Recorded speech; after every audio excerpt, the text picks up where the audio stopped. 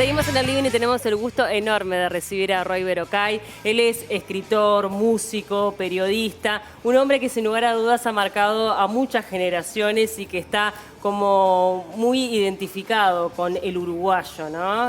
Porque creo que todos en algún momento de la vida tuvimos un libro de Roy Verocay. Gracias por acompañarnos, es un gusto que estés acá.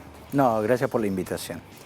Vamos a hacer, digo brevemente, porque tenemos pocos minutos como son los tiempos televisivos, un recorrido de tu trayectoria, de tu carrera, de tu vida. Vos te criaste en Montevideo en una primera infancia, ¿verdad? Sí, yo nací en el barrio Reducto y viví de niño ahí en Marsella y Garibaldi, frente a la plaza del Reducto, me crié ahí.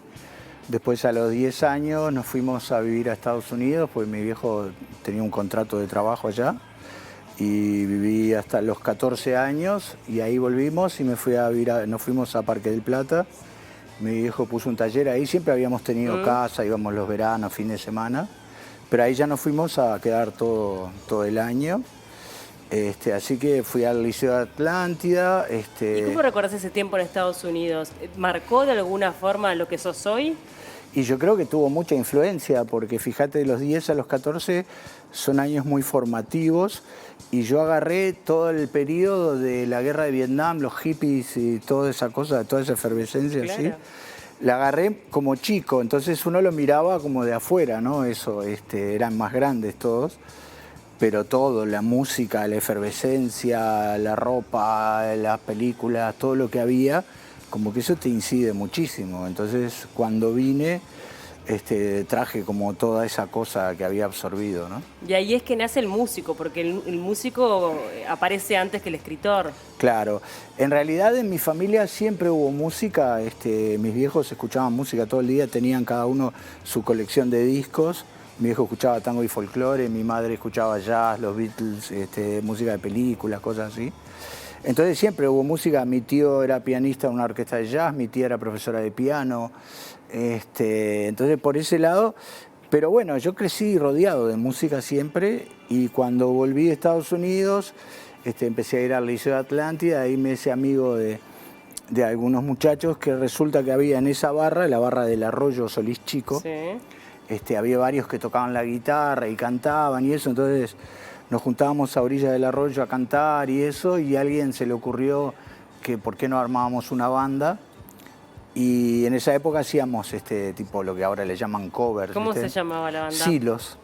Silos, que era por Solís al revés, en realidad. Y como yo sabía inglés y en esa época se hacían muchos covers y eso, yo quedé como cantante de la banda, digamos. Después fui aprendiendo a tocar la guitarra y demás.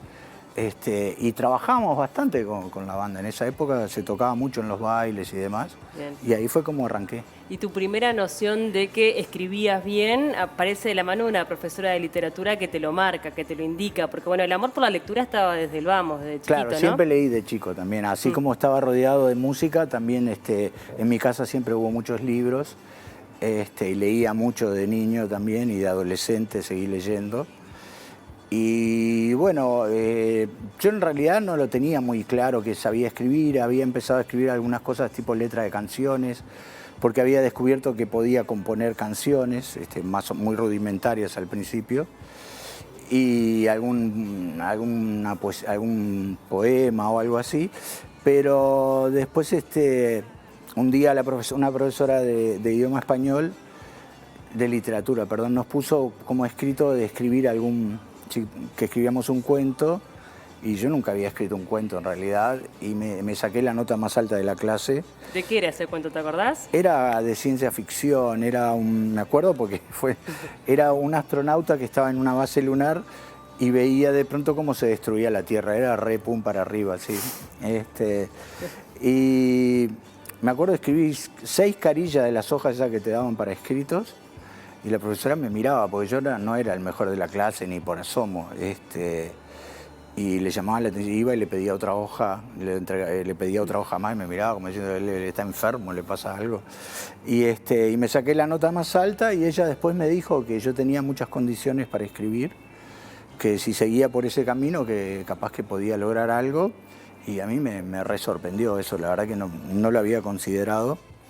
Y seguí, entonces siempre iba por un lado la música, por otro lado la escritura. ¿Has tenido contacto nuevamente con esa profesora? O sea, ¿ha No. visto el éxito que has tenido como escritor? No, nunca más la ¿Nunca vi más? porque después vino la dictadura y muchos profesores les perdí contacto. Obvio.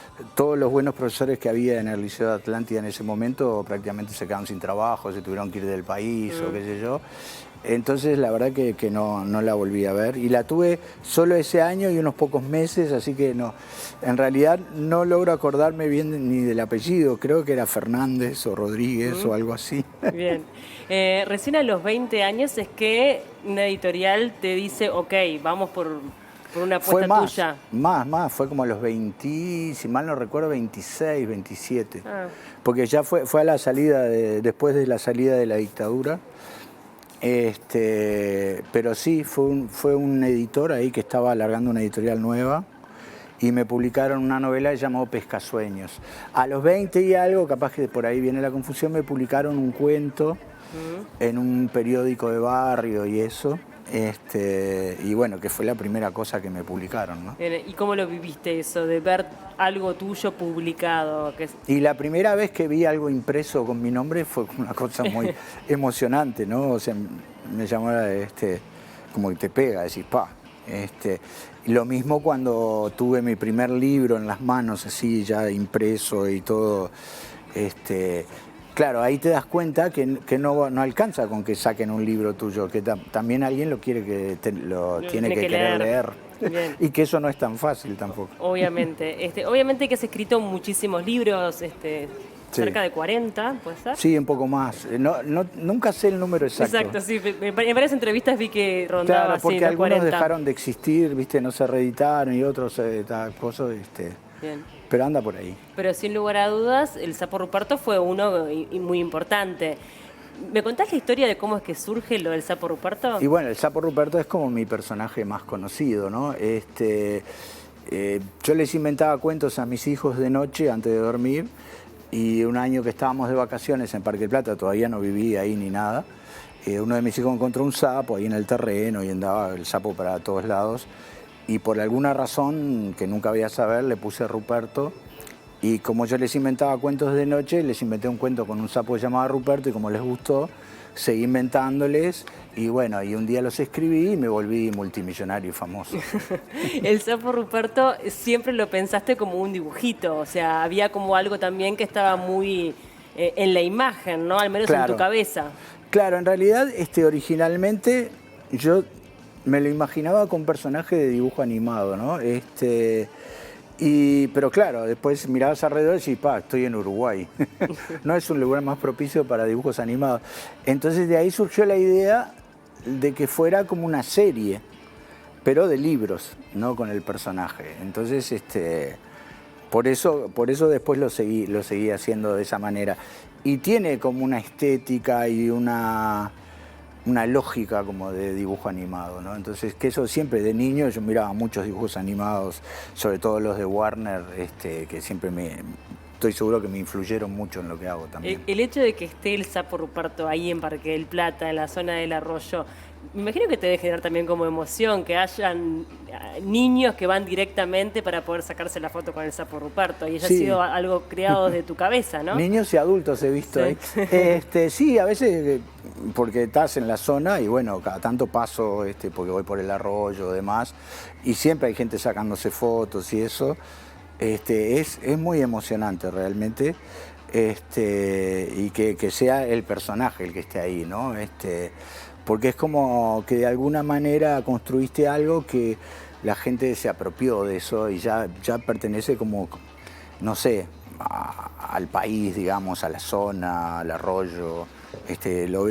Lo veo como algo casi externo a mí, ¿no? Bien. Ya nos vamos a meter de lleno también en tu carrera como músico, en las bandas que has formado también con tus hijos, que me parece súper interesante cómo se puede conjugar algo ahí familiar y también profesional. Pero no quiero dejar de preguntarte por Pateando Lunas, porque Pateando Lunas, al menos, y esto voy a hacer un poquito autorreferencial, marcó mucho en mí el hecho de abrir horizontes, el entender que hay niñas que pueden jugar al fútbol, cuando no se hablaba tanto del feminismo, cuando no se hablaba de la desigualdad de género. Me imagino que habrás recibido millones de comentarios de este tipo, ¿no? A esta altura, fíjate, Pateando Luna ya tiene más de 30 años. Y sí, cientos de comentarios y mucha gente que te dice que ese libro los marcó, que los ayudó, que le cambió esto, lo otro. Yo no pienso mucho en esas cosas porque cuando haces algo no lo haces con la intención deliberada de generar algo, ¿no?